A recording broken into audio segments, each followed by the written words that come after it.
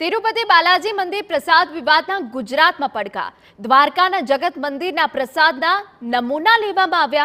Food and drugs વિભાગે પ્રસાદના sample lab તપાસ માટે મોકલ્યા. થોડા દિવસમાં જ પ્રસાદના સેમ્પલનો રિપોર્ટ આવી શકે. પ્રસાદ ગુણવત્તાયુક્ત હોવાનો પ્રાંત અધિકારીને વિશ્વાસ છે.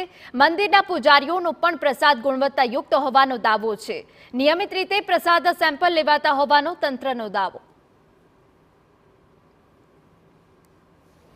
यहाँ पर आके जो भी मंदिर में प्रसाद बनता है उसको तसल्ली से चेक किया है, जिसके अंदर उन्होंने घी के, आटे के, मैदे के और जितने भी इंग्रेडिएंट्स प्रसाद में यूज होते हैं उसके सैंपल्स लिए हैं और वो सैंपल्स को यूज करके तकरीबन एक 15 दिन में इसकी रिपोर्ट आ जाएगी. ये संपूर्ण भोगમાં મંદિરમાં જ બને છે અને તેની કાળજી પૂરેપૂરી રાખવામાં આવે છે. જેમાં જે રો મટીરિયલ હોય છે એ પૂરેપૂરું શુદ્ધતાવાળું હોય છે, ISI માર્કાવાળું હોય છે અને તેનું વખતો વખત ફૂડ એન્ડ ડ્રગ્સ દ્વારા એનું પરીક્ષણ કરવામાં આવે છે.